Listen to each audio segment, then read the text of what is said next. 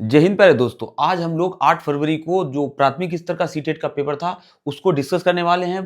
पूरा detail analysis करेंगे, कम time में करेंगे और स्पेशली यहाँ पर आपको लैंग्वेज फर्स्ट में हिंदी और लैंग्वेज सेकेंड में जिन्होंने इंग्लिश ऑप्ट कर रखी होगी उनके लिए बहुत ही इंपॉर्टेंट है, क्योंकि इंग्लिश का बहुत ज़्यादा सोल्यूशन आप लोगों को नहीं मिल पाया होगा। I hope so. तो आपको बहुत अच्छे से यहाँ पर पूरे 30 क्वेश्चन आपके इंग्लिश के भी कराए जाएंगे और बाकी जितने भी पार्ट्स बचते हैं, मैथ और सीडीपी, वो सब कुछ आपको यहाँ पर मिलेगा। तो बने रहिए क्लास में थोड़ा सा पेशेंस के साथ में और आपके पूरे डाउट्स यहाँ पर क्लियर हो जाएंगे। चलिए देखते हैं।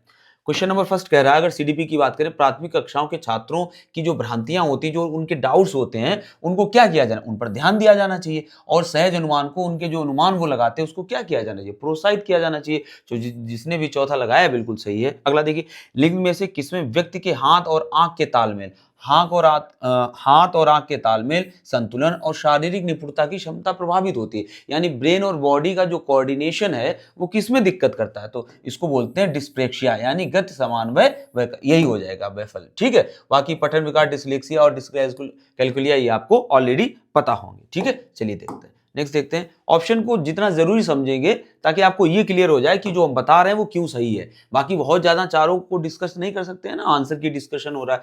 बच्चों के विकास के बारे में निम्न में से कौन सा कथन सही है? क्या सही है? विकास बिना किसी पैटर्न के अनियमित रूप से तो होता नहीं है, सही बता रहे हैं। विकास बहुआयामी होता है, संवेगात्मक है और इसके अलावा शारीरिक विकास है, सामाजिक विकास है, बहुआयामी होता है और बहुदिशात्मक भी होता है। तो यही ऑप्शन सही हो जाएगा। अगला देखिए, विकास का शीर्षगामी सिद्धांत कौन सा? ये सेफेलोकॉर्डल जो थ्योरी है डेवलपमेंट की, विकास के कैसी है ये व्यवस्थित क्रम है। इसका मतलब होता है पहले सर का विकास होता है, इसके बाद ये नीचे की ओर विकास जाता है। और एक क्या होता है, प्रॉक्सिमो डिस्टल, जिसमें बीच में पहले विकास होता है और फिर हाथों की तरफ, भुजाओं की तरफ और पैरों की तरफ जाता है। तो दो थ्योरी होती है विकास की। तो ये जो होता है शीर्षगामी वाला, ये व्यवस्थित क्रम होता है, ऑर्डरली सीक्वेंस होता है। जिसने लगाया बिल्कुल सही है, कोई डाउट इसमें नहीं है। नेक्स्ट देखिए, पांचवा क्वेश्चन है स्वलीन क्रम विकार। ऑटिज्म आपने देखा होगा, बच्चा अपने में खोया रहता है, वही होता है स्वलीन क्रम विकार से जूझ रहे बच्चों को पढ़ाने के लिए निम्न में से कौन सी एक प्रभावी रणनीति है? तो कैसे पढ़ाएंगे उनको? अनुमानित दिनचर्या बनाए रखना। देखिए, इनको बहुत नई चीजें अगर इनके साथ करते हैं तो इनको दिक्कत होती है,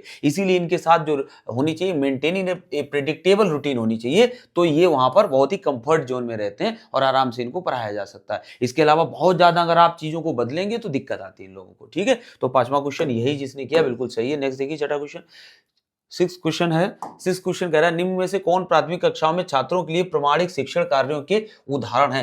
प्रमाणिक शिक्षण कार्यों के कौन से उदाहरण है? तो अवधारणा को दैनिक जीवन में लागू करना। कोई भी कॉन्सेप्ट आप सिखा रहे हो और आप उसके व्यवहारिक जीवन में लागू कर देते हो, तो इससे अच्छा और क्या हो सकता है? तो फर्स्ट ही इसका ऑप्शन हो जाएगा। अगला देखिए, दूसरों के साथ संवाद न करने के इरादे से खुद से जोर से बात करना बचपन में जो होता है। बचपन में क्या होता है, हम दूसरों से संवाद नहीं करते हैं और स्वयं से खुद से बात करते हैं, तो इसको क्या कहते हैं? ये सामान्य और प्राकृतिक है, यानी हर किसी में होता है। ऐसा नहीं कोई असामान्य चीज आ गई एलियन से, मंगल ग्रह से, ऐसी कोई चीज अप्राकृतिक भी नहीं है, क्योंकि सब में असामान्य बिल्कुल। तो क्या हो जाएगा, सामान्य और प्राकृतिक है, बच्चों में ऐसा पाया जाता है और सभी बच्चों में पाया जाता है। कोई एक बच्चे की बात नहीं है, चाहे वो कितना भी इंटेलिजेंट क्यों ना हो, सभी में चीजें पाई जाती हैं। ठीक है, अगला देखिए क्या है क्वेश्चन कह रहा है, निम्न में से कौन सा एक ऐसे प्रश्न का उदाहरण है जिसमें छात्रों को रचनात्मक समाधान खोज करने की आवश्यकता होती है? बहुत अच्छी बात है। आप किसी व्यक्ति के बजाय किसी वस्तु के परिप्रेक्ष्य कॉन्टेक्स्ट से दिए गए पाठ को फिर से कैसे लिखेंगे? आपने कोई कॉन्टेक्स्ट दिया है और आप ये कहते हैं कि इस कॉन्टेक्स्ट के बारे में आपको फिर से लिखना है, तो इससे अच्छा रचनात्मक समाधान क्या हो सकता है? तो यही इसका आंसर हो जाएगा सेकेंड। बाकी संज्ञा वगैरह सब फैक्चुअल चीजें हैं, संज्ञा फैक्चुअल चीज, कर्ता की पहचान, ये सब फैक्ट्स है ना, यहाँ पर रचनात्मकता की बात नहीं है। ठीक है, तो जिसने भी लगाया बिल्कुल सही लगाया है। क्वेश्चन नंबर 9 देखिए, वाइगोस्की के सिद्धांत के अनुसार समीपस्थ विकास का जो जेडपीडी है, इनका जोन ऑफ प्रॉक्सिमल डेवलपमेंट का जो एरिया बताया, उसमें क्या बताया कि जो व्यक्ति कहीं तक सीख सकता है, उसकी जो क्षमता जितना सीखने की होती है, उससे आगे जो किसी की मदद लेकर सीखता है उसे तो जेडपीडी कहते हैं। तो कौशल या ज्ञान का स्तर जो एक छात्र मदद से महारत हासिल करता है, जिसे इसके फोल्डिंग कहा है, पहाड़ या ढांचा निर्माण कहा है वाइगोस्की सर ने। ठीक है, तो ये आपको चौथा ऑप्शन इसका बिल्कुल सही हो जाएगा, कोई डाउट नहीं है यहाँ पर जितने भी ऑप्शन हम डिस्कस कर रहे हैं। ठीक है, नेक्स्ट देखिए, फॉर्मेटिव जो असेसमेंट होता है ना, ये बहुत अच्छा माना जाता है। ये अध्ययन यानी कि सीखने अधिगम के लिए मूल्यांकन होता है ना, कि हमें और क्या क्या इसमें परिवर्तन करें, तो उसी के लिए जो मूल्यांकन किया जाता है उसको रचनात्मक कहते हैं। और summative assessment at the last of the जो लर्निंग करते हैं। तो इसमें क्या होता है, गुणात्मक मापदंड पक्षपाती और व्यक्तिपरक होते हैं, बिल्कुल गलत है ये। मूल्यांकन की प्रक्रिया में शिक्षार्थियों को भी शामिल किया जाना चाहिए। क्यों नहीं किया जाना चाहिए? अगर आप असेसमेंट कर रहे हैं और शिक्षार्थियों को शामिल नहीं कर रहे हैं तो ऐसा असेसमेंट किस काम का? तो वहां पर जो भी अपनी आपको टैक्टिस जो भी चीजें बदलनी है तो वो किसमें? रचनात्मक मूल्यांकन में आप कर सकते। केवल मात्रात्मक गलत है। सीखने के लिए प्रतियोगिता नहीं कराएंगे आप लोग बैठ के, ठीक है? तो ये आपको पता ही होगा, इसलिए हम अदर ऑप्शन डिस्कस नहीं कर रहे हैं ताकि आपका टाइम ना जाए और आपको सभी चीजें क्लियर हो जाए। देखिए क्या है ये क्वेश्चन है अगला। गड़ी बर्तनी, ठीक है, बर्तनी लेखन के मुक्त अन्वेषण शिक्षकों को शिक्षार्थी स्तर के प्रमाणिक मूल्यांकन के अवसर प्रदान करते हैं। ठीक है, कहते हैं जो लेखन गड़ी बर्तनी है, लेखन के मुक्त अन्वेषण आप कर रहे हो, शिक्षकों को शिक्षार्थी के स्तरों के प्रमाणिक मूल्यांकन के अवसर प्रदान करते हैं, जिससे हम उनका क्या कर सकते हैं? असेसमेंट कर सकते हैं, ऑथेंटिक असेसमेंट कर सकते हैं ना। तो कक्षा में भाषाई विविधता को देखते हुए भाषा का मूल्यांकन गतिशील होना चाहिए। बात तो ये भी सही है कि भाषा का जो विविधता होती है भाषा में, उसको देखते हुए भाषा का जो मूल्यांकन होना चाहिए वो कैसा होना चाहिए? गतिशील होना चाहिए। आप स्थिर मूल्यांकन नहीं कर सकते। तो बात सही है, यानी ए आर दोनों सही और व्याख्या भी कर रहा है, ठीक है। और ये भाषा के बारे में ही दोनों पॉइंट थे, तो इसलिए सही हो जाएंगे, एक दूसरे से रिलेटेड हो जाएंगे। नेक्स्ट देखिए, निम्नलिखित में से कौन से कौशल का प्रयोग पारस्परिक शिक्षण की प्रक्रिया में सक्रिय रूप से नहीं किया जाता है? आप सभी जानते होंगे रटने को हम लोग सक्रिय रूप से इसका प्रयोग नहीं करते हैं, इसको कैसा मानते हैं? निगेटिव कंसीडर करके चलते हैं। बाकी सब सही है, पूर्वानुमान लगाया जाता है, बाकी ये सब सही है। नेक्स्ट देखिए, अगला क्वेश्चन है, लिंग में से कौन प्रभावी समस्या समाधान की प्रक्रिया में बाधा है? देखिए, प्रभावी समस्या समाधान की प्रक्रिया में कौन सी चीज है बाधा है? तो देखिए, बुद्धियोत्तेजक, इसकी देखिए ब्रेन स्टॉर्मिंग, इसकी इंग्लिश देख लीजिए। बुद्धियोत्तेजक का मतलब होता है बच्चों में ऐसी कोई चीज दें ताकि वो ब्रेन स्टॉर्मिंग उनके अंदर हो, नई चीज सोचने के बारे में वो बहुत ज्यादा गहन विचार करें। साधक सोच, एनालॉजिकल थिंकिंग अच्छी मानी जाती है। अब धारणात्मक मानचित्र, कॉन्सेप्ट मैपिंग आप कर रहे हो, बहुत अच्छा है। एक ही है अनुक्रिया समुच्चय, रेस्पॉन्स सेट, ये ही इसमें है जो एक प्रभावी समस्या समाधान की प्रक्रिया में बाधा डालता है, ठीक है। तो यही नेक्स्ट हमारा आंसर हो जाएगा। 14 क्वेश्चन देखिए, 14 क्वेश्चन क्या कह रहा है? 14 क्वेश्चन कह रहा है सीखना हमेशा एक सामाजिक संदर्भ में स्थित होता है, ठीक है। आप भी जानते होंगे जो लर्निंग होती है, अगर हम वाइकोस्की सर की बात करें तो उन्होंने भी कहा है कि सीखना कैसा होता है? एक सामाजिक संदर्भ में, यानी सोशल कॉन्टेक्स्ट में होता है, लोगों के साथ अंतःक्रिया करने के माध्यम से होता है। जो सीखा जाता है उसे सीखने और उपयोग करने के तरीके से अलग नहीं किया जा सकता है। आप जो सीखते हैं उसको आप उपयोग करने के तरीके से अलग नहीं कर सकते। बिल्कुल, किसी चीज को आपने कैसे सीखा है तो उसका उपयोग करने के तरीके को आप अलग नहीं कर सकते, बात सही है। तो दोनों सही है, ए आर दोनों सही है, इसका हो जाएगा ए आर दोनों सही है और ए आर की व्याख्या करता है, यानी ऑप्शन नंबर 3 हो जाएगा इसका, ठीक है। नेक्स्ट देखिए, अगला क्वेश्चन है 15 क्वेश्चन देखिए। 15 क्वेश्चन है महारत लक्ष्य उन्मुखीकरण वाले छात्र। देखिए, छात्र बहुत तरीके होते हैं। एक होते हैं जो कंपटीशन, उनमें जो गोल्स अचीव करने की वो होती है, उसके अलग अलग मापदंड होते हैं। एक होते हैं जो महारत हासिल करना चाहते हैं, एक होते हैं वाहवाही लूटने वाले होते हैं, एक दूसरे को हमेशा ये सोचते हैं कि मुझसे आगे निकल जाएं। तो ये सब चीजें होती हैं। तो वही बात है कि महारत लक्ष्य उन्मुखीकरण वाले छात्र कैसे होते हैं? ये यथार्थवादी सीखने के लक्ष्य तय करते हैं, ये अपने लक्ष्य निर्धारित करते हैं और ये उसमें मास्टरी करना चाहते हैं, और यही ऑप्शन हमारा सही। दूसरों को प्रभावित करने वाले ये महारत वाले नहीं होंगे, डर और शर्म से होगा ना, सफलता के डर से बचने वाले भी होते हैं, लेकिन ये नहीं है। कम से कम ये कौन से हो जाएंगे? यथार्थवादी, जो वास्तव में मास्टरी चाहते हैं अपने किसी भी चीज में, ठीक है। नेक्स्ट देखिए, ध्यान न्यूनता क्रियाशीलता विकार की, यानी कि ADHD, attention deficient and hyper activity disorder, क्या होता है? इसमें बच्चा बहुत ज्यादा जो गतिविधियां करता है वो कैसी करता है? अपने आवेग पूर्वक करता है ना, आवेगों के साथ करता है। तो आवेग पैटर्न का लगातार सिलसिलावार, मतलब इसमें क्या होता है? इंपल्सिविटी आती रहती है, उतार चढ़ाव आता रहता है, इनका ध्यान अस्थिर रहता है, जो एडीएचडी वाले बच्चे होते हैं। तो यही इसका सही ऑप्शन हो जाएगा। बाकी ये सभी चीजें गलत हैं, बताने की जरूरत है नहीं यहाँ पर, ठीक है। नेक्स्ट देखिए 17 क्वेश्चन है, कह रहा है समावेशी कक्षाओं में जो पाठ्यक्रम होता है वो कैसा होना चाहिए? लचीला होना चाहिए। जब आप सबको साथ लेकर चल रहे हो तो पाठ्यक्रम कैसा रखोगे? लचीला रखोगे। और जो निर्देश है वो कैसे होने चाहिए? विभेदित, यानी डाइवर्सिफाइड होने चाहिए, क्योंकि आप सबको साथ लेकर चल रहे हो तो आप सबके लिए एक मानक निर्देश नहीं दे सकते हो, एक समान निर्देश नहीं दे सकते हो, और ना ही इनकी पाठ्यक्रम को मानकीकृत कर सकते हो। जब आप स्टैंडर्डाइज कर दोगे किसी पाठ्यक्रम को तो वो पाठ्यक्रम कैसा हो जाएगा? सबके लिए समान नहीं रहेगा, सबके लिए समान अवसर उपलब्ध कराने वाला नहीं रहेगा। इसलिए लचीला रहना चाहिए और डाइवर्सिफाइड रहना चाहिए, ताकि सभी लोग उसमें आ सकें, जुड़ सकें, उसका बेनिफिट उठा सकें। नेक्स्ट देखिए, अगला है क्वेश्चन, कह रहे हैं विकास के उस समय को संदर्भित करता है जब कोई व्यक्ति एक नया कौशल या क्षमता प्राप्त करने के लिए सबसे ज्यादा तैयार होता है। बाद में जीवन में इसके नुकसान की भरपाई करना मुश्किल होता है। देखो सिंपल सी बात है, लैंग्वेज सीखने का जो सबसे शुरुआती क्षण होता है बहुत अच्छा माना जाता है, वो 5 साल के बाद माना जाता है। अगर उस टाइम पर कोई लैंग्वेज अच्छी नहीं सीख पाता है तो आप सोचो कि 15 साल में सिखा लेंगे जाके, तो ऐसा बहुत मुश्किल होता है। वही बात वो कह रहा है, बहुत मुश्किल होता है। तो इस समय को कहते हैं संवेदनशील अवधि। वो किसी भी चीज की हो सकती है। जिस एज पे जो चीज सीखने के लिए जो अवध हमारी बॉडी द्वारा एक्चुअली कह सकते हैं नेचर द्वारा डिसाइडेड है, अगर उस समय पर वो चीज हम नहीं सीखते हैं तो वो दिक्कत आती है। इसलिए इसका आंसर हो जाएगा संवेदनशील अवधि हो जाएगा। नेक्स्ट क्वेश्चन देखिए, निम्नलिखित कथन में विकास के किस सिद्धांत को दर्शाया गया? अब देखिए कौन सी सिद्धांत को दर्शाया गया। शैशवावस्था और प्रारंभिक बचपन के दौरान हाथ पैरों की तुलना में टांग और बाह तेजी से बढ़ते हैं, है ना। वही हमने कहा था, दो थ्योरी है, एक सेफेलोकॉर्डल एक प्रॉक्सिमो डिस्टल थ्योरी है। तो यहाँ पर कौन सी हो जाएगी? प्रॉक्सिमो डिस्टल हो जाएगी। यही जिसने लगाया उसका बिल्कुल सही आंसर है। नेक्स्ट देखिए क्वेश्चन, अगला क्वेश्चन 20 क्वेश्चन कह रहा है, 20 कह रहा है बच्चों को निम्न में से समाज में प्रचलित जेंडर रूढ़वादिता के प्रभाव को बच्चों के बीच कम करने का एक प्रभावी तरीका क्या है ना। जेंडर स्टीरियोटाइप जो है सभी आप जानते हो कि पूर्वाग्रह है लोगों में भरा पड़ा है कि महिलाएं या लड़कियां ये काम नहीं कर सकती हैं, लड़के वो काम नहीं कर सकते। तो यही जेंडर स्टीरियोटाइप होता है।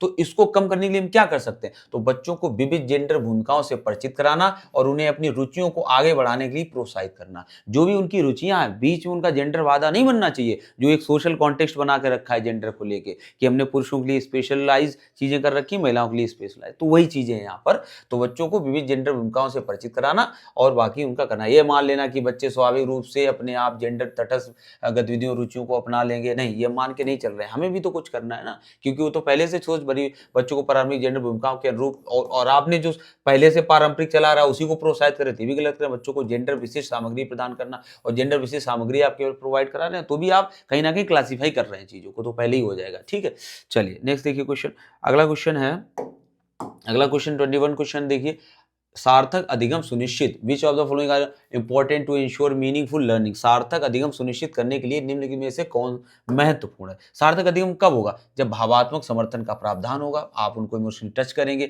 प्रतिस्पर्धा और प्रतिद्वंदता का माहौल बनाएंगे, नहीं, करने और प्रयोग करने का अवसर देंगे, बिल्कुल सही है। मानकीकृत पाठ्यक्रम बना देंगे तो सार्थकता नहीं आएगी, क्योंकि बच्चे तो ऐसा हो जाएगा ना कि ये टेस्ट है, सबको यही पास करना है, इस तरह की बात हो रही है। तो ये भी कैसा है? गलत है। यानी फर्स्ट और थर्ड जहां पर होंगे वही हमारा आंसर सही हो जाएगा। नेक्स्ट देखिए क्वेश्चन, क्वेश्चन नंबर 22 है।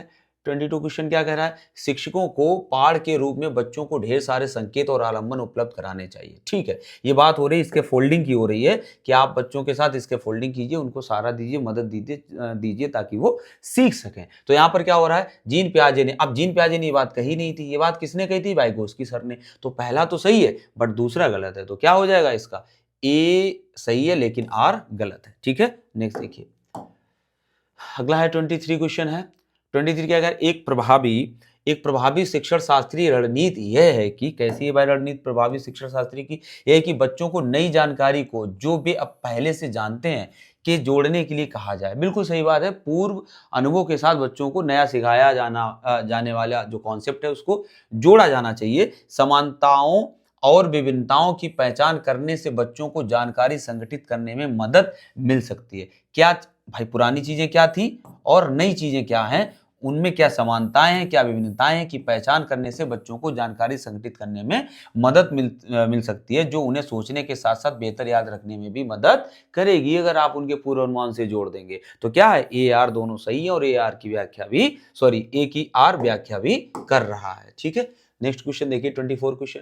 24 कह रहा है बाहरी जो प्रेरणा होती है वो दूसरों की सराहना से आती है, जबकि आंतरिक प्रेरणा व्यक्तिगत संतुष्टि से आती है। पुरस्कार से नहीं आती है, दूसरों की स्वीकृति से नहीं आती, पुरस्कार जैसे इनाम से नहीं आती। जो आंतरिक प्रेरणा होती है कहां से आती है? आपकी अपनी, जब आप चाहोगे तभी इंटरनल मोटिवेशन आएगा। एक होता है एक्सटर्नल मोटिवेशन, एक होता है इंटरनल मोटिवेशन। आपको पढ़ाया है इसके बारे में हमने CDP में वगैरह में। ठीक है, 25 देखिए, 25 क्वेश्चन क्या है? 25 है कहाँ से है, बच्चों में रचनात्मकता को प्रोत्साहित करने के लिए, ठीक है, आप उसमें रचनात्मकता बढ़ा रहे हैं, करने के लिए उनके चिंतन और मनन करने के लिए व्यवहारिक समस्याओं और मुद्दों को प्रस्तुत करने की आवश्यकता है, ठीक है।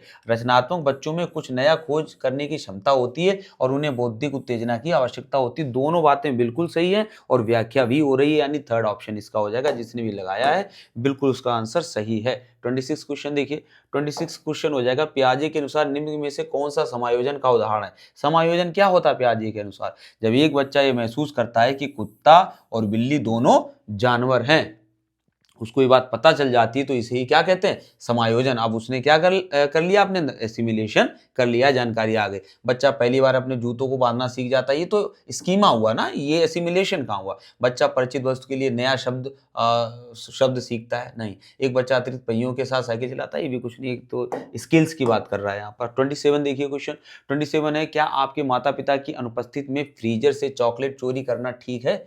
माता पिता नहीं हो, फ्रीजर से अगर चॉकलेट चोरी की जाए तो क्या वो ठीक है। इस सवाल के जवाब में 4 वर्ष की मीरा ने जवाब दिया, ऐसा करना गलत होगा क्योंकि ऐसा करने से मुझे माता पिता से सजा मिल सकती है ना। तो मीरा का नैतिक तर्क जो है वो लॉरेंस कोहलबर्ग के नैतिक विकास के सिद्धांत की किस अवस्था में है, और आपको पता है कौन सी अवस्था होती है, पहली अवस्था होती है, जिसमें बच्चा किसके डर से, डर या भय के डर से कार्य को करता है, जिसको हम क्या कहते हैं, पूर्व परंपरागत अवस्था कहते हैं, ठीक है। बाकी सेकंड में क्या होता है, नियमों की वजह से, और फोर्थ क्या हो जाती है जाके, ये क्या हो गया भाई, ये क्या हुआ, कुछ तो गड़बड़ हुआ है।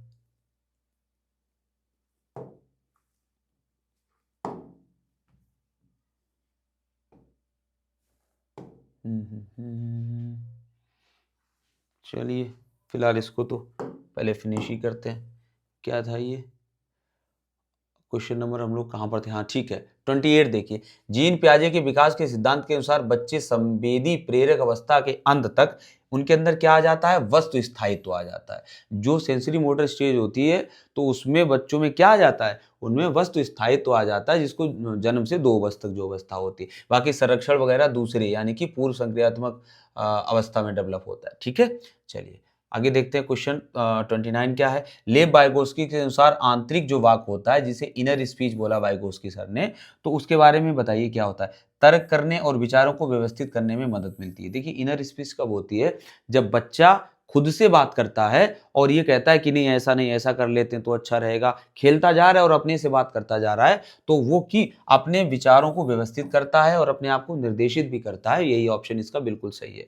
नेक्स्ट देखिए 30 यानी लास्ट क्वेश्चन है सीडीपी का, छात्रों में आलोचनात्मक सोच को किस प्रकार बढ़ावा दिया जाना चाहिए। आलोचनात्मक सोच, क्रिटिकल थिंकिंग अगर आप बढ़ाना चाह रहे हो तो आपको क्या क्यों कैसे जैसे उत्साहवर्धक प्रश्न पूछकर उनमें हम क्रिटिकल थिंकिंग डेवलप कर सकते हैं। तो ये जो था हमारा सीडीपी का पार्ट था, यानी कि 30 क्वेश्चन यहाँ से हमारे कंप्लीट होते हैं, ठीक है। तो नेक्स्ट हम आते हैं मैथ पे, बट इससे पहले हमें इसको सही करना पड़ेगा। ये गड़बड़ कहाँ से हुआ है भाई,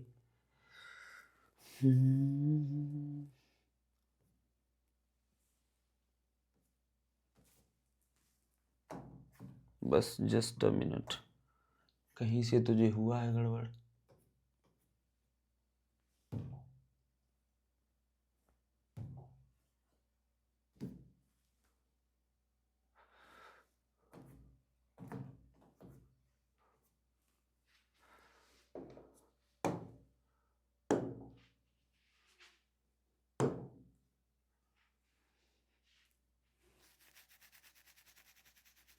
ठीक है चलिए, इसी को कर रहे थे ना हम लोग।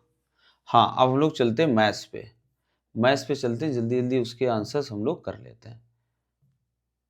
सीडीपी हम लोगों की हो गई है, मैथ्स पे चलते हैं।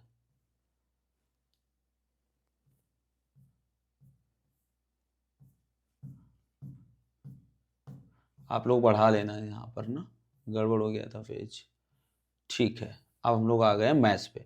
गणित देखिए, बहुत जल्दी जल्दी करेंगे और इसको ऑलरेडी आप लोग भी लगा चुके होंगे तो बहुत ज़्यादा यहाँ टाइम नहीं देंगे। ठीक है, 1 से 50 तक की संख्याओं में कितने अभाज्य युग्म होते हैं, कोई डाउट नहीं है, 6 ही होते हैं। युग्म की बात होती है जैसे 2 और 3, ऐसे युग्म जिनके बीच 1 का गैप होता है उन्हें युग्म कहते हैं। तो ऐसे ही कितने होते हैं, तो आप जब लिखते चले जाएंगे तो कितने आ जाएंगे, 6। हमें लिखने की जरूरत नहीं है, टाइम वेस्ट नहीं करते हैं और कंफर्म है ये आंसर। निपुण भारत मिशन के अनुसार राज्यों को कब तक 2026-27 तक अंत ग्रेड 3 तक के मूलभूत अंक ज्ञान प्राप्त करना सुनिश्चित करना है, और बिल्कुल सही आंसर है ये, कोई यहाँ पर डाउट नहीं है आपका। ठीक है, 33 देखिए, एक त्रिभुजाकार पिरामिड में क्या होते हैं, 4 फलक होते हैं। क्यों 4 फलक होते हैं, तो ये पिरामिड हो गया, बेस हो गया, आधार हो गया। अब एक इस तरह से जाएगा, फिर एक इस तरह से जाएगा, इस तरह से, और ऊपर मिल जाएंगे जाके। पिरामिड मतलब ऊपर मिल जाएंगे जाके ना। तो कितने फलक हो गए, एक तो नीचे ये 3 सॉरी नीचे का एक फलक हो गया ये, और फिर 3 एक ये आया, और एक इस तरफ से फलक गया होगा, एक इस तरफ से, तो 4 फलक हो गए। 4 फलक और 6 किनारे कैसे हो गए, एक ये किनारा, एक ये किनारा, एक ये, फिर एक ये वाला किनारा गया होगा, एक इसके और इसके, इसलिए 6 किनारे होगा। और बिल्कुल सही है जिसने भी ये लगाया है। हमने आपको थोड़ा सा अंदाज से बता दिया है कि कैसे आप निकाल सकते थे। दूसरा है ये टाइम वाला है, 6:22 पर इसको शुरुआत होगी। जिसने भी लगाया सही लगाया। रामानुज हैं, भारतीय गणितज्ञकार को गेम थ्योरी से संबंधित रामानुज हैं। एक आयत का परिमाप 410 मीटर, इसकी लंबाई 123 है। तो जब इसका आप आंसर निकालेंगे तो कितना आ जाएगा, 82 आ जाएगा। जिसने भी लगाया बिल्कुल सही लगाया है। 37 देखिए क्वेश्चन, पैटर्न ये जो दिया है 11-11 का अंतर है, जब इससे 11 कम करेंगे तो 94 आएगा। ठीक है, बिल्कुल सही है। तो जिसने भी इसको किया है बिल्कुल सही है, उसका कतई गलत नहीं है। नेक्स्ट देखिए, विद्यार्थियों को चित्रलेख पढ़ाने का मुख्य उद्देश्य क्या होता है। चित्रलेख क्यों पढ़ाते हैं, रुचिपूर्ण तरीके से आंकड़ों को निरूपित करना, विद्यार्थियों को कक्षा के क्रियाकलापों में शामिल करना, विद्यार्थियों में ड्राइंग कौशल विकसित करना, विद्यार्थियों में खाली समय होगा नहीं, ड्राइंग कौशल होगा नहीं, वो एक अलग चीज है। क्रियाकलापों में शामिल, चित्रलेख पढ़ाने का उद्देश्य होता है विद्यार्थी रुचिपूर्ण तरीके से आंकड़ों को निरूपित करना, क्योंकि बात गणित की हो रही है। ठीक है, ये था अवरोही क्रम में भिन्नों को लगाना, मतलब बड़े से छोटा, तो ये वाला क्रम आ जाएगा। बी ऑप्शन इसका सही हो जाएगा, जिसका भी है वो बिल्कुल करेक्ट है। नेक्स्ट देखिए 40 नंबर क्वेश्चन देखिए, सुश्री राजलक्ष्मी प्राथमिक कक्षा की गणित की एक शिक्षिका स्थानीय मान की अवधारणा के शिक्षक के लिए विभिन्न प्रकार की ठोस वस्तुएं जैसे माचिस तीलियां, बंडल, आइसक्रीम डलियां, ये सब लाती हैं। तो इसको क्या बोलते हैं, दर्शमापिता नियम कहते हैं। इसको क्या बोलते हैं, दर्शमापिता नियम कहते हैं। इंग्लिश में इसको बोला जाता है आइकोनिक मोड बोला जाता है। जब हम इस तरह से चीजों को सिखाते हैं तो उसे हम क्या बोलते हैं, आइकोनिक मोड बोलते हैं। सही है बिल्कुल। आगे देखिए, अगला देखिए, ये है बॉयज गर्ल वाला। ठीक है, इसको देखिए, यहां पर जो आंसर आपका हो जाएगा, क्या पूछ रहा था, अध्यापक ने 4 विद्यार्थियों को कहा कि वे इस तालिका के बारे में एक एक कथन श्याम पट पर लिखें। उन्होंने लिखा, क्या लिखा, लड़कों और लड़कियों की संख्याएं समान है, सही लिखा है। अधिकतर विद्यार्थी की आंखें काले रंग की हैं, ये भी सही है। भूरी आंखों वाले विद्यार्थियों की संख्या विषम है, ये भी सही है। केवल नीली आंखें वाले विद्यार्थियों की कुल संख्या विषम है, नहीं है। नीली आंखें कहाँ है, 7, 5, 12 है, जबकि सम है। तो यही ऑप्शन हमारा हो जाएगा। कौन सा गलत हो जाएगा, सी गलत हो जाएगा। यहाँ पर देख लीजिए, जहाँ सी गलत है यही सही हो जाएगा। ठीक है, नेक्स्ट देखिए क्वेश्चन, ये इससे पहले वाला क्या था, जरा इसको देख लीजिए क्वेश्चन को, क्या था ये, निम्नलिखित से जॉल्टन पी डीन्स के हाँ ठीक है, ये दर्शमापिता सिद्धांत ही है। ओके, क्लियर है, वो डीन्स का था ना, दर्शमापिता ही है। डीन्स बॉक्स आपने सुना होगा जब आप पढ़ा होगा आपने सीटेट को मैथ में। देखिए इसको, क्वेश्चन है, गणित की कक्षा में विद्यार्थियों द्वारा की गई त्रुटियों के बारे में निम्न में से कौन सा कथन सबसे कम उपयुक्त है। क्या है, जो त्रुटियां हैं तो वे बार बार हो सकती, बिल्कुल बार बार हो सकती है, दोहराई जा सकती है, बिल्कुल नैदानिक परीक्षा द्वारा पहचानी जा सकती है, उनका वर्णन किया जा सकता है, परंतु विश्लेषण नहीं। क्यों नहीं विश्लेषण किया जा सकता है, त्रुटियों का विश्लेषण किया जा सकता है। ठीक है, नेक्स्ट देखिए क्वेश्चन, अगला क्वेश्चन 43 देखिए। 43 कह रहा है, गणित पढ़ाने की समस्या समाधान विधि में निम्न में से कौन से चरण शामिल हैं। समस्या समाधान में कौन से चरण शामिल हैं, तो गणितीय समस्या को प्रस्तुत करना और समाधान के चरणों को निर्देश देना नहीं। विद्यार्थियों की वर्तमान, इसको देखिए जरा, क्या है, विद्यार्थियों की वर्तमान समझ के आधार पर एक कार्य सृजन करें, बिल्कुल सही है। दैनिक जीवन की समस्याओं को प्रस्तुत करना, सही है। शिक्षार्थियों को सक्रिय रूप में समस्याओं को समाधान करने खोजना, बिल्कुल सही। तो बी सी डी इसका सही आंसर हो जाएगा। ठीक है, विद्यार्थियों की वर्तमान समझ के आधार पर एक कार्य का सृजन करें, समस्या समाधान विधि में निम्न में से कौन से चरण शामिल हैं। ठीक है, गणितीय समस्या को प्रस्तुत करना, समाधान के चरणों का निर्देश देना, नहीं होगा, यही हो जाएगा। ठीक है, नेक्स्ट देखिए, अगला देखिए क्वेश्चन नंबर 44 है, राष्ट्रीय पाठ्यचर्या रूपरेखा 2005 के अनुसार गणित के पाठ्यक्रम में सबसे महत्वपूर्ण गणितीय प्रक्रियाओं को शामिल करना चाहिए जो अनुमान, सन्निकट दिक् स्थान संबंधी विवेचन का उपयोग करके समस्या समाधान करें और यही सही हो जाएगा। तीव्रता से नहीं मापेंगे समस्या प्रक्रिया को, शिक्षण और अधिगम, समस्या समाधान की प्रक्रिया का शिक्षण और अधिगम नहीं, समस्या समाधान सूत्रों और गणित ये सब नहीं हो जाएगा। यही हो जाएगा कि हम अनुमान लगाएं, सन्निकटतम और दिक् स्थान संबंधी विवेचन का उपयोग करके समस्या का समाधान करें। नेक्स्ट देखिए क्वेश्चन, अगला क्वेश्चन है 45 क्वेश्चन देखिए। 45 है, गणित की अध्यापिका ने मोहन को एक आयताकार कागज देते हुए कहा कि उससे आप एक वर्ग बनाइए। आयताकार कागज था, वर्ग बनाने के लिए कहा। मोहन आयताकार कागज को एक तरफ से मोड़कर वर्ग बना देता है। मोहन बैन हेले के ज्यामिति समझ के सिद्धांत कौन से, मतलब वो सिद्धांत के कौन से स्तर पर है। तो दृश्य में तो सिर्फ देखकर वो आकृतियों को बताता है कि अगर समोसा है तो त्रिकोण त्रिभुजाकार बताएगा, अगर रुपया है तो उसको वृत्ताकार बताएगा। लेकिन यहाँ पर जो आंसर हो जाएगा वो हो जाएगा विश्लेषण। विश्लेषण क्या होता है, जब किसी आकृति के गुणों के आधार पर वो उसमें डिफरेंशिएट करने लगता है तो उसको किस कैटेगरी में रखा जाता है, विश्लेषण की कैटेगरी में रखा जाता है। कितना हमने आपको सममित रेखाएं पढ़ाई, ये भी सब पढ़ाया। निम्न में से किस अक्षर की एक सममित रेखा होती है और वो अक्षर कौन सा होता है, वी। वी में एक ही सममित रेखा होगी, वी से काट दीजिए, बाकी इसमें एक भी नहीं होगी और इसमें दो होंगी और इसमें तो अनंत होंगी। ठीक है, तो चलिए देखिए अगला है 47 क्वेश्चन। 47 है, ये दो संख्याओं का एचसीएफ 18 है तो निम्न में से कौन सी संख्या एलसीएम नहीं हो सकती। एलसीएम में एचसीएफ का भाग ना आना चाहिए, एलसीएम में एचसीएफ का भाग जाना चाहिए और इसमें नहीं जाता और यही आंसर हो जाएगा। नेक्स्ट देखिए क्वेश्चन 48 देखिए, निम्न में से कौन सा एक सृजनात्मक चिंतन पर आधारित कार्य का उदाहरण है जो ग्रेड 5 के विद्यार्थियों को दिया जा सकता है। सृजनात्मक चिंतन करवाना है उसमें, ठीक है। तो सृजनात्मक चिंतन कब होगा, जब एक आयत जिसकी लंबाई उसकी चौड़ाई से आधी है उसका क्षेत्रफल ज्ञात कीजिए। कुछ दिया नहीं है लेकिन फिर भी क्षेत्रफल ज्ञात करने की बात हो रही है, तो यहाँ पर सृजनात्मकता का काम होगा। 7 का पारा फैक्चुअल चीज है, कॉलम जोड़ से फैक्चुअल चीज है, सूत्र की सहायता से फैक्चुअल चीज है। तो सृजनात्मकता की बात केवल कहाँ हो रही है, पहले ऑप्शन। देखिए निम्नलिखित में से कौन सी गतिविधि आंकड़ों के प्रबंधन के 4 स्तरों यानी कि आंकड़े एकत्रित करना, सुसंगठित करना, निरूपित करना और प्रतिपादित करना को सबसे उपयुक्त रूप से दर्शाया गया है। क्या ये आंकड़े एकत्रित करना कि विद्यार्थी स्कूल कैसे जाते हैं और फिर विद्यार्थियों द्वारा इस्तेमाल किए जाने वाले यातायात के विभिन्न साधनों की तुलना करना,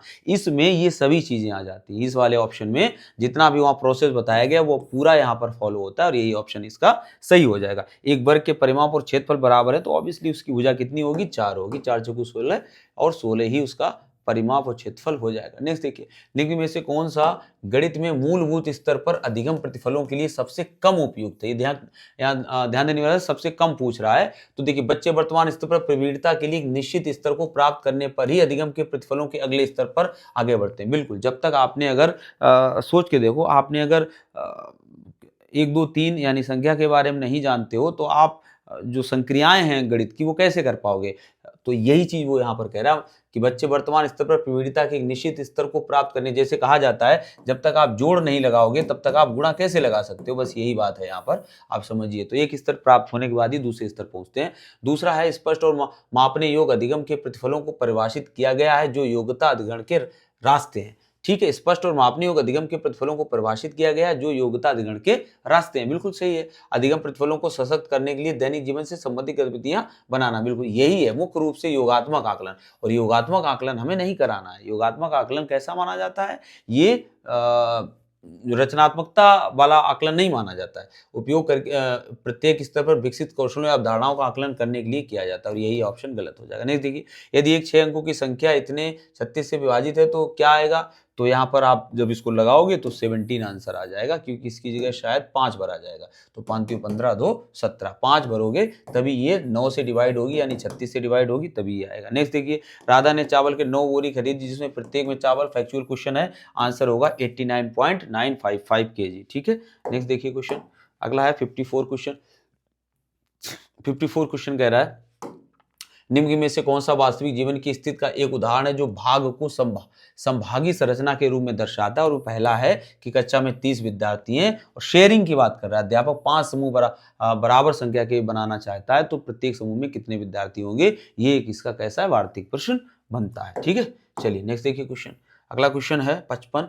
55 नंबर में क्या है, प्राथमिक विद्यालय स्तर पर गणित में आकलन का कौन सा एक सबसे महत्वपूर्ण उद्देश्य है। प्राथमिक स्तर पर आकलन का कौन सा महत्वपूर्ण उद्देश्य है, तो अधिगम में रहेगी महत्वपूर्ण कमियों का पता लगाना और उसके अनुसार शिक्षा शास्त्र में संशोधन करना। भाई प्राथमिक स्तर पर अगर आप आकलन कर रहे हो तो आप कमियां नहीं पता लगाओगे तो क्या करोगे, और उसके अनुसार अपने शिक्षण शास्त्र में क्या करोगे, संशोधन करोगे कि हमें चीजें अब कैसे करानी है, क्योंकि पहली वाली स्ट्रेटजी काम नहीं आ रही है और तो उसमें कितना परिवर्तन करना है। 56 देखिए, अंकों इसको जो भी दिए हैं इन अंकों को कैसा करना है, उपयोग से 5 अंकों की बनाई जा सकने वाली सबसे बड़ी और सबसे छोटी संख्याओं का अंतर क्या होगा। तो जब अंतर निकालने की बात हो रही तो इससे ये बड़ी बनी है, इससे छोटी है, इनको घटाओगे तो ये संख्या बन जाएगी। फैक्चुअल क्वेश्चन है। संख्या इतने में दोनों के 8 स्थानीय मान, तो एक 8 लाख है, एक 800 है, घटाओगे तो कितना आ जाएगा यहाँ पर 7,99,000 7,99,200 ये आएगा 7,99,200 फोर्थ होगा। ठीक है, नेक्स्ट देखिए 800 कम करने हैं ना उसमें 8 लाख में। देखो गणित में कंप्यूटेशनल कौशल को बढ़ाया जा सकता है। कंप्यूटेशनल कौशल को कैसे बढ़ाया जाए, अवधारणात्मक ज्ञान देने से, अवधारणाओं और क्रियाओं को स्पष्ट करके अधिक अभ्यास पर बल देने से। देखिए ये आपको लग रहा होगा कि अधिक अभ्यास की बात क्यों यहाँ पर की जा रही है। देखिए ये जो है, ये जो बात इसमें जिस चीज की हो रही है उसे कंप्यूटेशनल स्किल्स कहते हैं। और कंप्यूटेशनल स्किल्स जो होती है उसमें अवधारणाएं भी आपको क्लियर करनी पड़ती हैं, क्रियाकलाप भी करने पड़ते हैं, साथ साथ आपको प्रैक्टिस की भी जरूरत होती है, अदरवाइज वो नहीं आती है आपको। इसीलिए यहाँ पर अभ्यास पर बल देने के द्वारा सही माना जाएगा। केवल कलन बीज से नहीं होगा, क्रियाकलापों का संचालन करने से भी नहीं होगा, और इसीलिए ऑप्शन नंबर कौन सा हो जाएगा, सेकंड हो जाएगा। नेक्स्ट क्वेश्चन देखिए 59 कह रहा है निम्न में से कौन सा कथन प्राथमिक कक्षाओं के गणित के पाठ्यक्रम के बारे में सबसे कम उपयुक्त है। तो इसे संबंध परक समझ को बढ़ाना चाहिए। यह संबंध परक होना चाहिए, कॉन्टेक्स्ट में चीजें पढ़ाई जानी चाहिए अगर गणित पढ़ाना चाह रहे हो। यह प्रकृति में गतिशील और सुसंगत होना चाहिए, बिल्कुल ये गतिशील होती है और प्राकृतिक रूप से ये चीजें विद्यमान होती हैं और आप वहां पर सिखा सकते हो। ये आनंददायक होती है और स्थिर होती है। देखिए स्थिर नहीं होती है, ये गतिशील होती है। जो मैथ्स की बात हो रही है ना, तो मैथ्स ये स्थिर नहीं होती, जो पाठ्यक्रम होता है बदलता रहता है और बदलना चाहिए भी। तो यही ऑप्शन हो जाएगा, यही कम हो जाएगा, जो सबसे कम उपयुक्त है। नेक्स्ट देखिए आनंद में दिया था तो वो तो बात सही थी। निम्न कथनों में से कौन सा कथन सही नहीं है, तो एक प्रतिवर्ती कोण होता है, यानी 180 अंश से जो बड़ा होता है 360 से छोटा होता है, सही बात है। दो न्यून कोणों को एक साथ रखकर एक प्रतिवर्ती कोण बनाया जा सकता है। दो न्यून कोण सपोज करो हमने ले लिए 80 और प्लस 80, तो कितना हुआ 160, यानी प्रतिवर्ती नहीं बन रहा है, तो यही यहाँ पर गलत है। बाकी ये भी सही, दो न्यून कोणों को एक साथ रखकर एक अधिक कोण बनाया जा सकता है, बिल्कुल बनाया जा सकता है। RCSC 160 अधिक कोण है ये। एक न्यून कोण और एक अधिक कोण को रखकर एक साथ रखकर ऋज कोण बनाया जा सकता है। तो एक न्यून कोण रखिए 60 और एक अधिक कोण रखिए मान लीजिए 120, तो ये कितना हो गया 180 हो गया, तो ऋज कोण बनाया जा सकता है, यानी ये भी सही है। ठीक है, तो इस तरह से क्या क्या हो चुका है, CDP और मैथ हो चुकी है। अब हम लोग आते हैं लैंग्वेज पे। तो बात लैंग्वेज की कर लेते हैं, शुरुआत में लैंग्वेज है, देखते हैं लैंग्वेज की। ठीक है,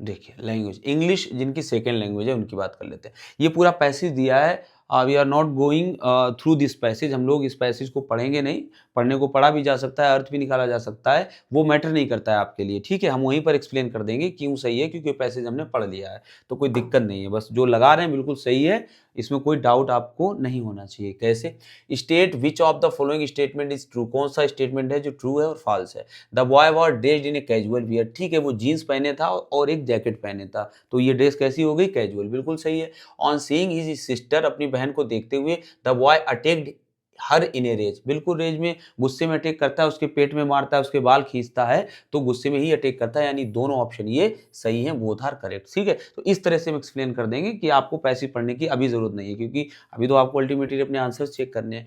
ही स्पेड, स्पीड का second form, he sped like a bullet toward the girl, girl की तरफ बिजली की तरह दौड़ा वो। तो यहाँ पर लाइक क्या है, तो लाइक एक प्रीपोजिशन है, तो जिसने भी प्रीपोजिशन लगाया है वो बिल्कुल सही लगाया है। ठीक है, what kind of sentence is the following, कैसा है sentence, and what was that in his hand, और उसके हाथ में वो क्या था, रिवॉल्वर थी ना, तो ये क्वेश्चन मार्क है, यानी कि कैसा सेंटेंस है, ये इंट्रोगेटिव सेंटेंस है। नेक्स्ट देखिए, what does the underlined word mean in the expression, क्या है, इन द क्विवरिंग लाइट, वो जो लाइट थी वो फ्लिप फ्लिप कर रही थी, मतलब जल रही थी, बुझ रही थी, जहां पर वो आया था व्यक्ति, तो फ्लैक्चुएटिंग, ऊपर नीचे जाना, फ्लैक्चुएट करता है ना किसी चीज को, तो लाइट भी ऐसे जब बल्ब जगता बुझता है तो उसको फ्लैक्चुएटिंग कहते हैं। ठीक है, तो ये हो जाएगा इसका। नेक्स्ट देखिए 125, what was the relationship of the T seller, T seller का रिलेशनशिप क्या था, T sellers family with the boy, उस लड़के के साथ, ही वॉज देयर, उनका वो क्या था, उनका वो सन था, according to the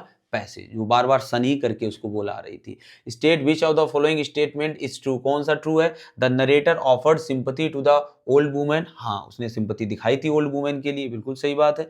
the boy attacked his sister in A violent manner, अभी आया था, रेज में उस पर अटैक किया था, मारा था, घूंसों से मारा था, बाल खींचे थे, तो ये दोनों कैसे हो जाएंगे, सही हो जाएंगे, और जिसने भी किया है वो सही है बिल्कुल। 127, how did the people present react to the big sound, अगर बिग साउंड आती है तो लोग कैसे प्रेजेंट करते हैं, कैसा रिएक्ट करते हैं, तो दे वर शॉक्ड बियॉन्ड बिलीव, वो शॉक्ड हो जाते हैं, जैसा इसमें बिग मैन साउंड जो आई थी उसमें होते हैं।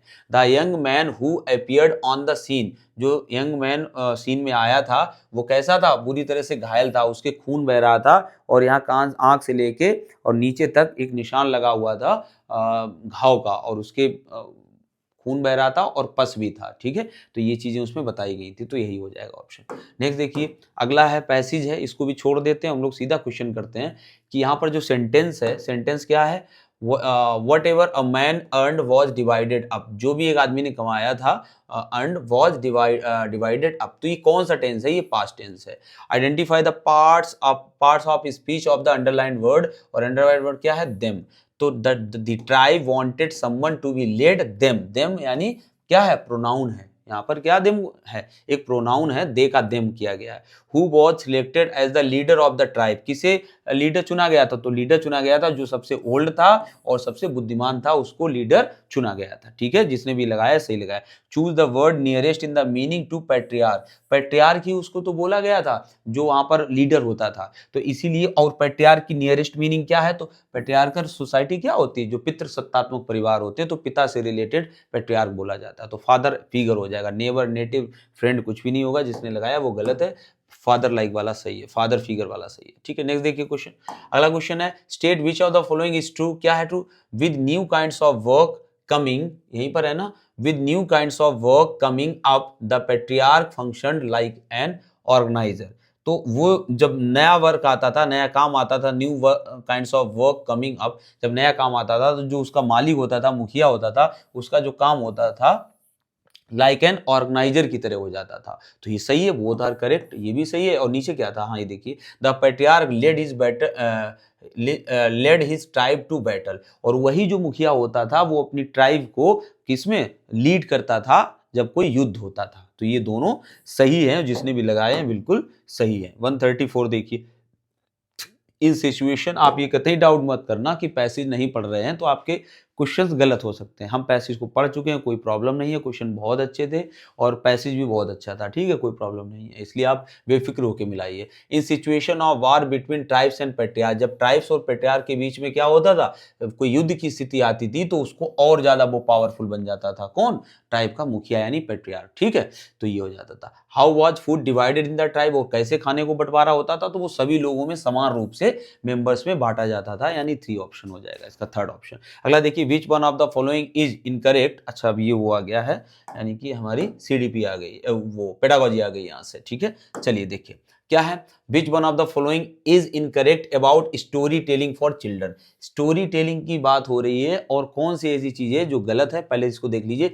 लिसनिंग टू स्टोरीज, स्टोरीज को सुनना, हेल्प चिल्ड्रन टू, बच्चों की मदद करता है, किस चीज में, डेवलप प्रॉब्लम सॉल्विंग स्किल, और यहाँ पर हमसे जो पूछ रहा था इनकरेक्ट कौन सा है, तो देखिए यही इनकरेक्ट है, क्योंकि यहाँ प्रॉब्लम सॉल्विंग जैसी चीज स्टोरी सुनने में नहीं होती है। क्या होता है, learn new moral values, story से मोरल वैल्यूज सीखी जाती हैं जो जीवन में, जो फॉलोड इन लाइफ, जीवन में फॉलो की जाती हैं। लर्न न्यू वर्ड्स, स्टोरी से न्यू वर्ड्स भी मिलते हैं। एक्सपेंड देयर वोकेबलरी, जो उनकी वोकैब्स को एक्सपेंड करता है। लर्न सेंटेंस स्ट्रक्चर भी हमें कहानी से मिलते हैं, और जब कहानी को है ना, जो समग्र भाषा जो होता है ना, होलिस्टिक अप्रोच अप्रोच होती है लैंग्वेज को वो यही कहती है। तो ये सब चीज़ें वहाँ पर मिलती हैं, बशर्ते प्रॉब्लम सॉल्विंग जैसी वहाँ पर कोई चीज़ नहीं होती है। A teacher finds a video to fit into the topic of the unit and plans for a pair work activity around this video.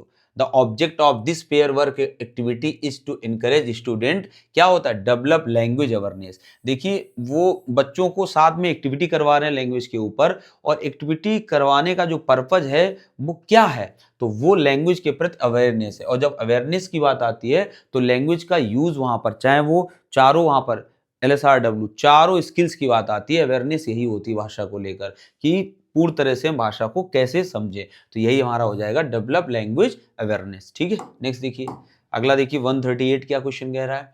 138 कह रहा है, देखिए a collection of short stories का collection and other narratives are prescribed as supplementary reader for language। Language में ये रखी जाती है शॉर्ट स्टोरीज वगैरह की, सप्लीमेंट्री रखी जाती है book in learning. What is the major purpose of the supplementary reader, और ये सप्लीमेंट्री रीडर का मेजर पर्पज क्या होता है, तो देखिए सबको छोड़िए, हम आपको बता रहे हैं प्रमोट एक्सटेंसिव रीडिंग, हमें और ज़्यादा पढ़ने के लिए, ताकि हम स्टोरीज पढ़ें, वहाँ से स्ट्रक्चर देखें, वर्ड्स निकालें, तो एक्सटेंसिव रीडिंग के लिए होता है। और जो ये होती है promote intensive reading, intensive reading के लिए आपकी टेक्स्ट बुक वगैरह होती है जो स्पेशली सिलेबस के अकॉर्डिंग डिजाइन की जाती है, वो होती है इंटेंसिव रीडिंग। और एक्सटेंसिव रीडिंग जो ब्रॉड पढ़ने के लिए होती है, थोड़ा सा कहें अम्यूजमेंट के लिए भी होती है ना, तो बहुत ज़्यादा ये टारगेटेड नहीं होती, लैंग्वेज के लिए होती है, तो उन्हें क्या कहते हैं, टू प्रमोट एक्सटेंसिव रीडिंग होता है। ठीक है, अगला देखिए, यहाँ देखिए मल्टीलिंगुअल इसलिए नहीं होगा क्योंकि एक ही भाषा बात हो रही है।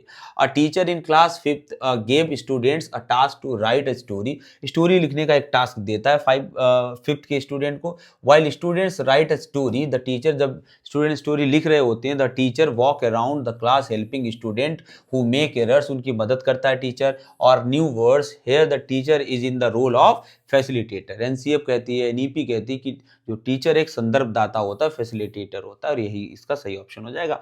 Which among these is the primary responsibility of a language teacher, क्या लैंग्वेज टीचर की प्राइमरी रिस्पॉन्सिबिलिटी है, आइडेंटिफाइंग लर्नर्स कम्युनिकेटिव नीड्स, हमें बच्चे की जो कम्युनिकेटिव नीड्स हैं उनको जानना चाहिए, ना कि कॉपी ग्रुपिंग लर्नर को ग्रुप बनाना चाहिए, इंस्ट्रक्टिंग द केवल निर्देश देने चाहिए, selecting the content for teaching, केवल कंटेंट सिलेक्ट करना चाहिए। अब गलत करने पे हम अगर बताने लगे तो आपको बिल्कुल आप अभी से कहोगे कि हाँ बिल्कुल सर सही है, यही वाला है, लेकिन हम कह रहे हैं तो मान लीजिए, सबके चक्कर में मत पड़िए, टाइम ज़्यादा लग जाएगा। ठीक है, तो बाकी आप आंसर किया जाएगी तो वहाँ से आपको खुद ही पता चल जाएगा कि जो बोला है वो आया या नहीं आया। Reading is more than just, अब इसके बाद आप जो भी यूपी टेट में लगने वाले हैं वो चैनल से बिल्कुल जुड़े रहें, सब्सक्राइब कर लें। बहुत ही बेहतरीन तरीके से यूपी टेट की जितने भी पोर्शन हैं, मतलब इंक्लूडिंग ईवीएस, बहुत अच्छे से कराया जाएगा, और ऑलरेडी पढ़ा भी है चैनल पे, शुरुआत हो गई थी पहले जब इसकी न्यूज़ आई थी, अब लेकिन विधिवत तरह से आगे इसको कराया जाएगा। तो इसलिए चैनल से जुड़े रहें, बहुत अच्छे से सीडीपी, मैथ हुई आपकी, ईवीएस, जितने भी पार्ट आपके हैं इंक्लूडिंग हिंदी, सब कुछ कराया जाएगा। तो आप सब्सक्राइब कर लें, और अभी अगर आप देख रहे हैं अभी तक तो लाइक तो कर ही दीजिए, यानी अच्छा तो लग ही रहा है आपको। ठीक है, चलिए देखिए, reading is more than just pronouncing a word right, बिल्कुल सही बात है, पढ़ना केवल शब्दों को प्रोनाउंस करना नहीं होता है, बल्कि रीडिंग इज डिकोडिंग, बल्कि इसको समझना होता है। Select the most appropriate answer from the opposite, बिल्कुल सही है, दोनों सही है, तो ये हो जाएगा बोथ आर ग्रेट, और उसका एक्सप्लेनेशन भी है। Which of the following is an incorrect assumption in language teaching, कौन सा ऐसा है जो लैंग्वेज टीचिंग में गलत है, तो देखिए यही गलत है। Second, language teaching should give importance to writing rather than to speak, आप कैसे कह सकते हो कि भाषा में केवल राइटिंग को इंपॉर्टेंस दी जानी चाहिए और स्पीच को नहीं दी जानी चाहिए, तो यही चीज़ तो यहाँ पर इनकरेक्ट है, तो यही हो जाएगी, बाकी करेक्ट देखने की जरूरत नहीं है, आप भी हम बार बार वही बात बता रहे हैं आपको। ठीक है, 143 देखिए, 143 कह रहा है which of the following is not related to the behaviourist theory, जो व्यवहारवादियों की थ्योरी है लैंग्वेज एक्विजिशन को लेके, वो कौन सी नहीं है, तो ट्रायल एंड एरर आपको पता है, थॉर्नडाइक की ऑपरेशन कंडीशनिंग भी आपको पता है। ठीक है, कुत्ते पे प्रयोग किया था। इसके अलावा देखिए, ये जो है सोशल इंटरेक्शन, ये किसके द्वारा दी गई है, वाइगोस्की सर के द्वारा दी गई, तो ये बेवरिस्ट की नहीं है, ये संज्ञानवादियों की थ्योरी है। ठीक है, तो यही हो जाएगा। Children should be exposed to and immersed in, children को एक्सपोज किसके साथ किया जाना चाहिए? मल्टीपल ओरल लैंग्वेज के साथ फ्रॉम एन अर्ली एज, और शुरुआती अवस्था में। ये सही है। अब यहाँ पर बताना जरूरी है कि गलत दूसरे क्यों है। Multiple written language, written language की क्या बात हुई यहाँ पर, और वो भी शुरुआत में। और यहाँ पर क्या, an early age, from an early as.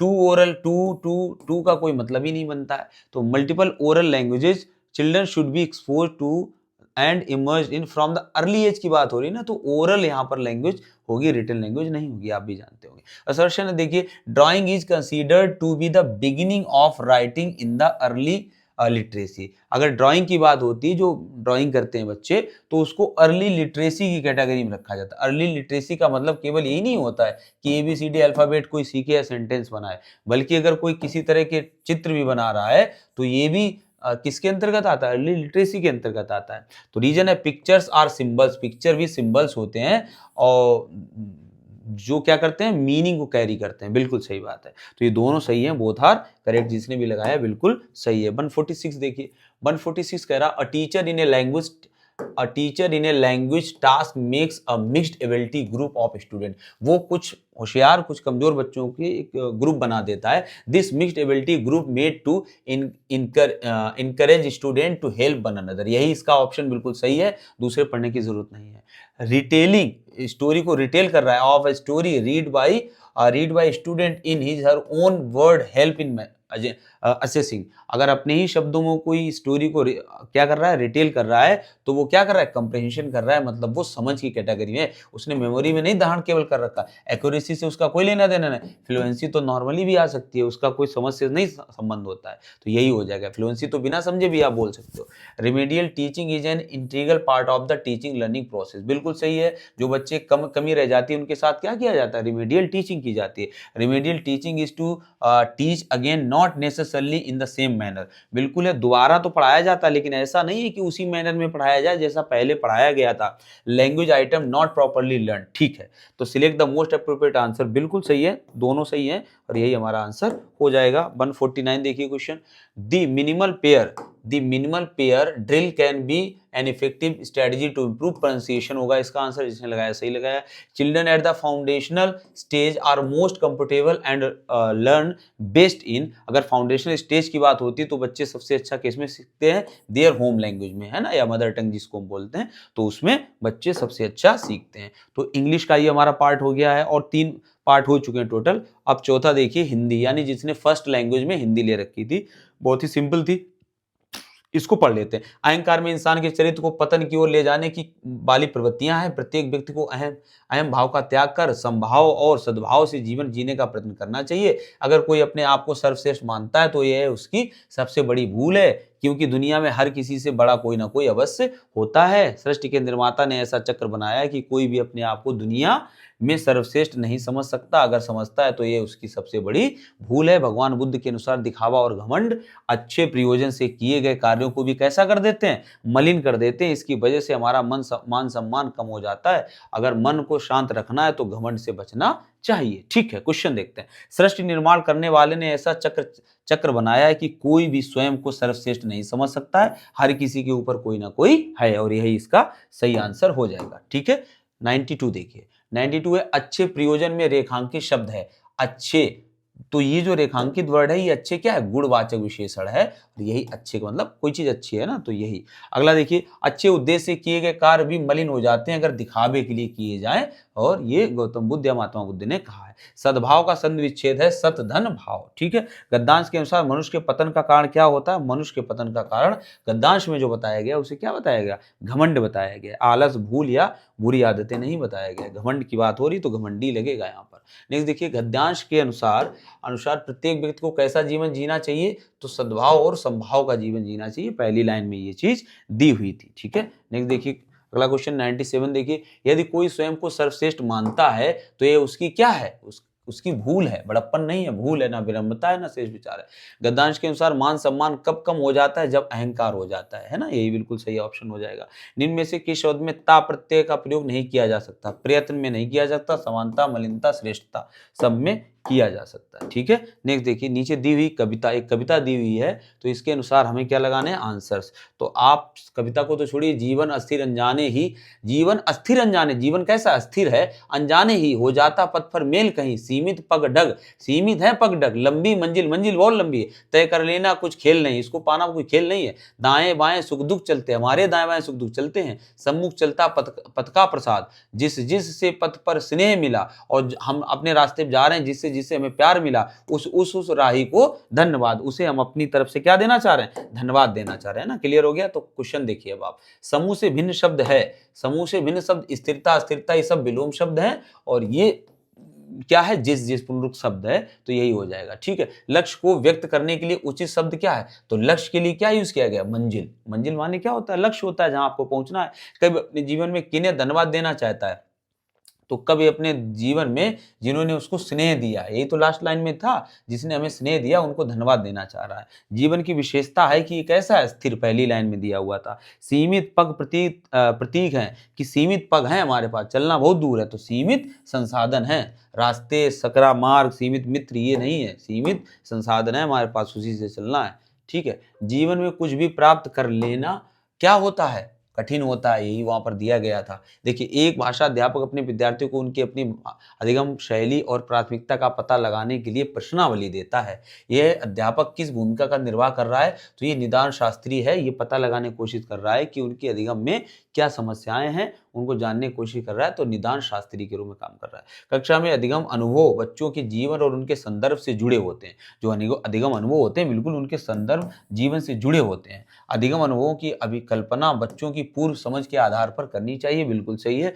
हम जो अधिगम अनुभवों की अभिकल्पना है, तो पूर्व उनके अनुभवों से जोड़नी चाहिए, क्योंकि जो जीवन होता है, उनके कई सारे जो अनुभव होता है, वो जीवन के संदर्भों से जुड़ा हुआ होता है। तो ये दोनों बिल्कुल सही है, व्याख्या भी कर रहा है। जिसने भी 107 का लगाया वो बिल्कुल सही लगाया। नेक्स्ट देखिए 108 क्वेश्चन। 108 क्वेश्चन है, भाषा अधिगम के बारे में कौन सा सही नहीं है। भाषा अधिगम के लिए व्याकरण सीखना अनिवार्य है, ये कह रहा है, और ऐसा नहीं है। अगर आप भाषा में पारंगत होना चाहते हैं, तो क्या आपको व्याकरण, कितने लोग हैं जो कुछ नहीं जानते लेकिन भाषा तो इतनी अच्छी बोलते हैं। भाषा अधिगम का संबंध अर्थ ग्रहण करने से है, सही है। सभी शिक्षार्थी सफलतापूर्वक भाषा सीख सकते हैं, बिल्कुल। व्यवहार करने के लिए भाषा अधिगम में समय लगता है, हाँ समय तो लगता है। जिसने ये आंसर लगाया होगा तो वो गलत हो गया होगा, लेकिन भाषा में वास्तव में सीखने में समय लगता है। कोई वनडे ये एग्जाम नहीं है जो दे आया और हो गया।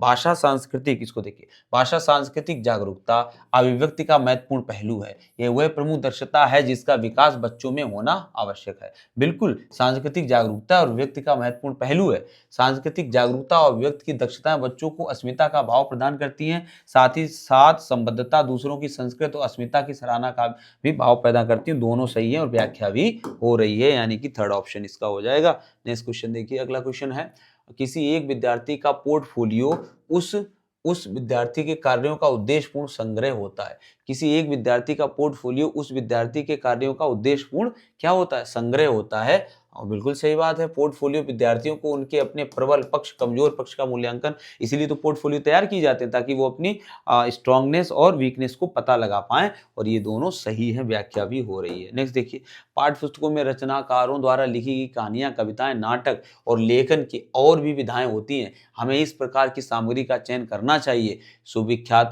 सुविख्यात रचनाकारों द्वारा लिखी जाती हैं। यह सामग्री सरल भाषा में लिखी होती है, ऐसा नहीं है। और ये भी नहीं है कि ऐसा सरल भाषा में लिखी होती हैं। ये सामग्री प्रमाणित होती हैं और स्वाभाविक भाषा में होती हैं। यही इसका सही आंसर हो जाएगा। ठीक है, नेक्स्ट देखिए, स्वाभाविक भाषा में होती है। नेक्स्ट देखिए 112 देखिए, निम्नलिखित में से कौन सा पठन का उपकौशल नहीं है। तो किसी विशिष्ट आवश्यक जानकारी को प्राप्त करने के लिए बारीकी से पठन है। बिल्कुल, हमें अगर जानकारी प्राप्त करनी है तो हमें बारीकी से पठन करना पड़ेगा।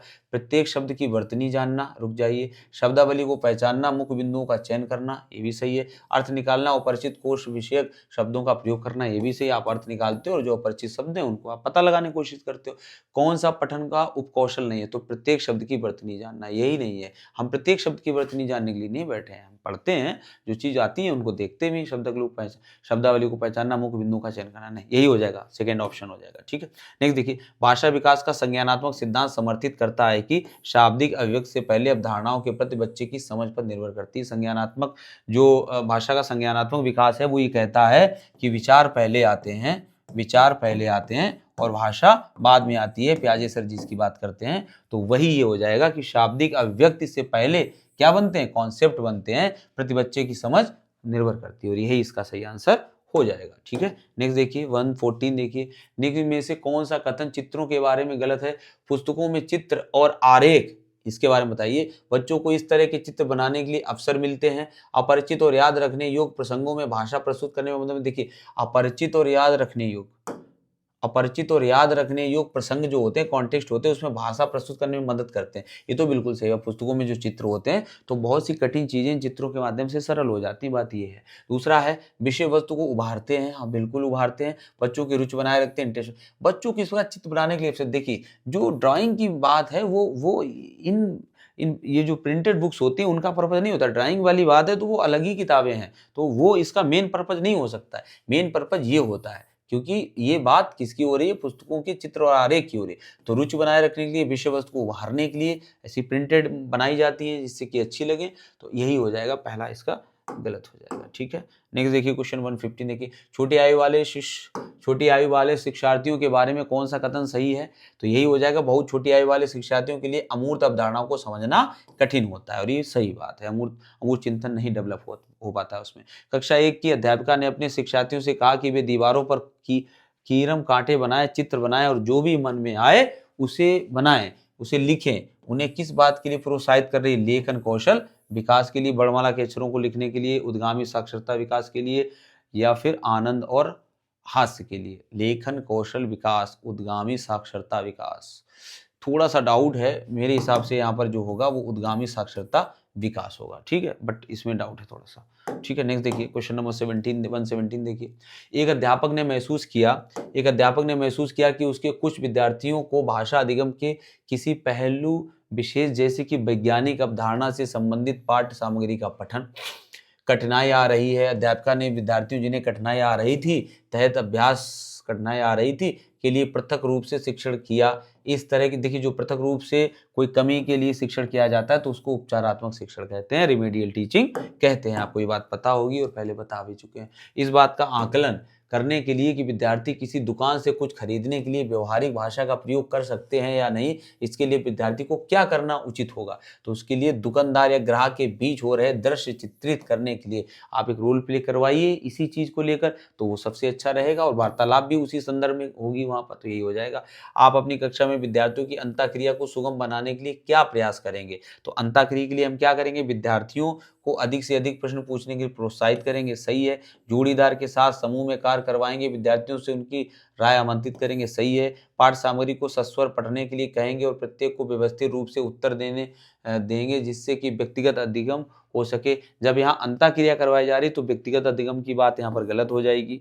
ठीक है, अगला देखिए, एक दूसरे को संवाद पढ़कर सुनाने के लिए कहेंगे जिससे अंतःक्रिया हो सके, और एक दूसरे से प्रश्न पूछने के लिए भी कहेंगे। यही सही हो जाएगा, यानी ABD यही हमारा इसका आंसर सही हो जाएगा। जिसने किया बिल्कुल सही किया। नेक्स्ट देखिए क्वेश्चन, अगला क्वेश्चन है, एक अध्यापक अपने विद्यार्थियों की शब्द संपदा का विकास करने के लिए ऐसी सामग्री का प्रयोग करता है जिसकी भाषा को अपेक्षाकृत सरल किया गया है, जो प्रमाणिक सामग्री पर आधारित है। इस सामग्री को क्या कहते हैं, इसको स्तरवार पठन पुस्तकें कहते हैं। क्या कहते हैं हम इसको, स्तरवार पाठ्य पुस्तकें कहते हैं, जिसको इंग्लिश में कहा जाता है ग्रेडेड रीडर। यही इसका आंसर हो जाएगा। फैक्चुअल क्वेश्चन था ये। तो इस तरह से हमने ये डिस्कस किए। ठीक है, और इसमें आपकी EVS की जो क्लास है उसको भी अभी आगे हम जोड़ देते हैं, तो पूरा ये कंप्लीट हो जाएगा, और हमारा पूरा जो सेक्शन है, 5 सेक्शन वो हो जाएंगे। 4 ये और EVS का इसमें हम आगे जोड़ देते हैं। ठीक है, तो बाकी चलिए, आप चैनल पे अभी तक देख रहे हैं तो सब्सक्राइब कर लीजिए और लाइक कर दीजिए,